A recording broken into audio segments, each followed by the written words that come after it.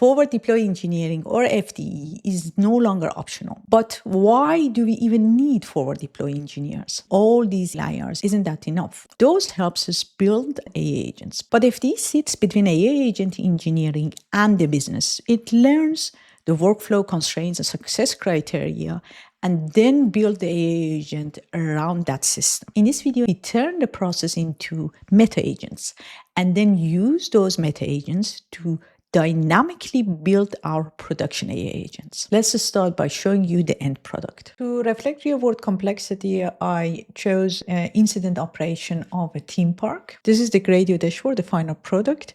And these are the FDE meta agents. They give us the plan for the next step, which is building production AI agents. There are 5 of them. Then we run some incidents. And as incidents is very high risk, we need human approval with all of the evidence about that incident. If we approve to pause, it will be executed for the technician. Of course, we need also Evals and observability, and it shows if it's passed. And with observability, we can look at different runs and trace everything plus some metrics. So meta agents, production agents, human approval, Evals, and observability. Let me show you how to build this. As I said before, we want to change the FDE process to meta agents. And here are the meta agents we are building. The architect meta agents converts a discovery report to a production agent design. The discovery one will use MCP. Eval basically create a validated AgentSpec and a pipeline which brings all of these 3 meta agents together. But how did I come up with these meta agents and their task? On high level, FDEs has 3 core jobs in this project and in most of the projects. It's understanding the business, designing the production agents, and challenging or testing that design. So then discovery for understanding, architecting for design, and then challenging. Of course, we do it with Eval. Back to the code. All of these meta agents are built with OpenAI SDK, so quite straightforward. But the first thing you will notice is the skills on the MCP clients there. As any agents, the meta agents needs also context.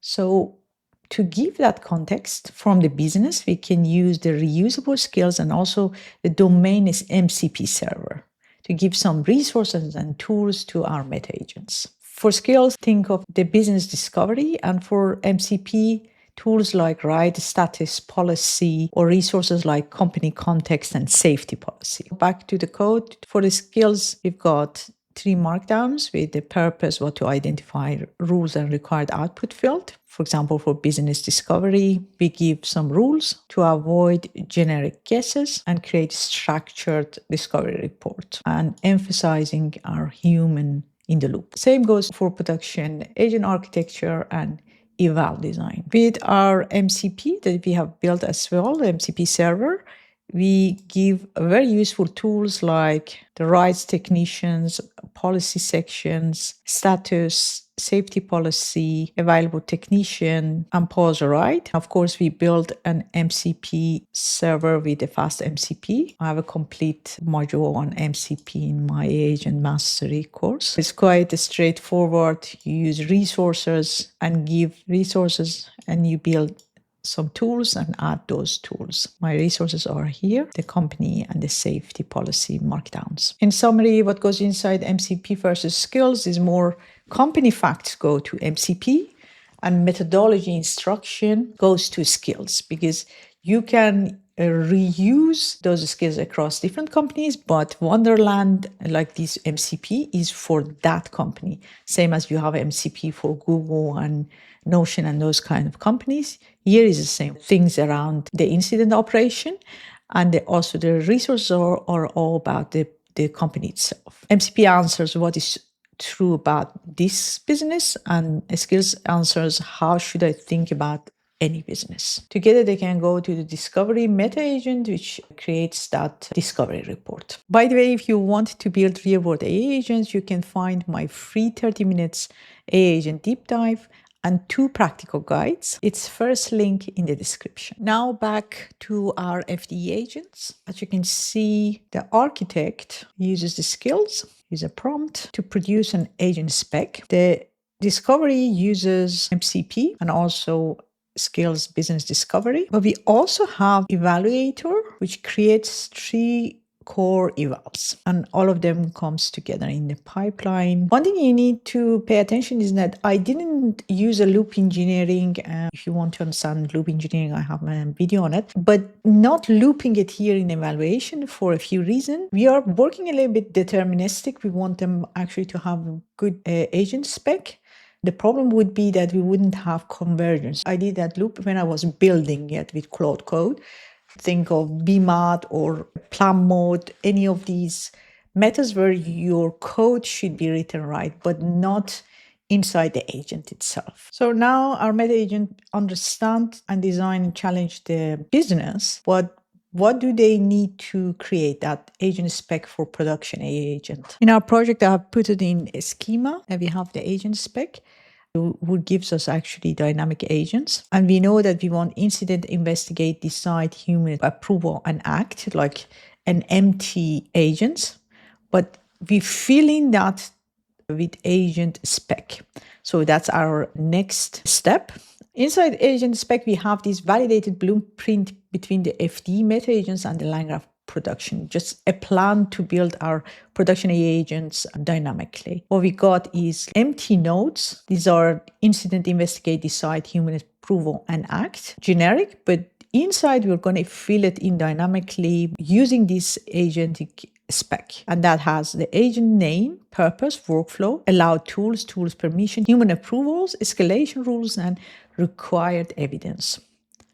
And that's actually the core of our agent spec. This is a plan, and it's important to know that we do 7 checks before runtime. These stop on safe and incomplete agent spec, basically, before the production agent is built. So we have a plan, but we want it to be a safe plan. And in the code, you can see all of the validators that I just mentioned. These are deterministic, so LM cannot just go ahead and do whatever they want. They have to follow the code. Now that we have got a good plan, we need to build those production agents, those 5 agents. So we go to production agents, 2 nodes. You will read the agent spec schema. In the graph.py, we can see that those nodes are decide, human approval, incident, make, act, and make investigate. And here we can see that the make investigate is coming from agent spec and the make act as well, because the decide, approval, and incident is kind of getting the information. These 2 are dynamically added. You can see it's basically incident node, just passing the information, where investigation is kind of built by the agent spec. It looks at the policies, right status, evidence, technician, etc. And they decide. No hidden chain of thought. Everything is in the reasoning summary, which was here. So the agent can act now. But should they be allowed to pause a ride or something actually seriously in that incident operation? Definitely not. That's why we need that human approval. In the code, the human approval is this one, the approval request, risk level, recommended action, reasoning summary, we give that, and then policy evidence and technician. I will ask for approve or not approve. The implementation is really not that difficult, but the business value is enormous. Okay, we can run our agents for one time. We really need to evaluate that for continuous improvement. I built 3 evals here, but I have so many videos with 70 or 100 evals. It really depends on the project. For the evals, we go to cases. Here we have the Dragon Coaster, the normal sensor, collecting sensors cases.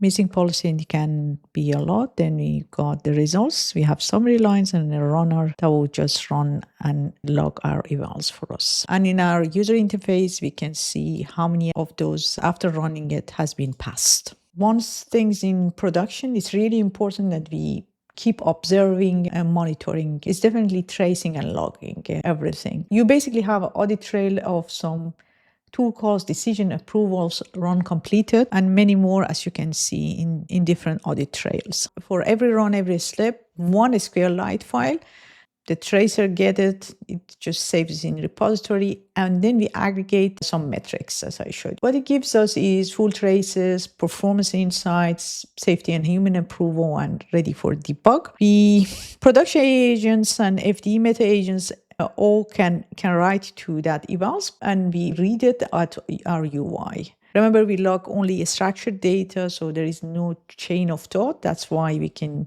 just use SQLite and no RAG is needed. For coding, we have used different event types to trace our event. And here we use SQLite 3 and just simple SQL to extract our traces. They are just structured rows, so you can use SQL. We also have some metrics like latency call and human errors. And this whole code is inside my course. So this video taught you the forward deployed engineering practice using meta agents. But if you want serious improvement in your production AI agents, watch this video about loop engineering, graph engineering, and harness engineering for production AI agents. I see you there.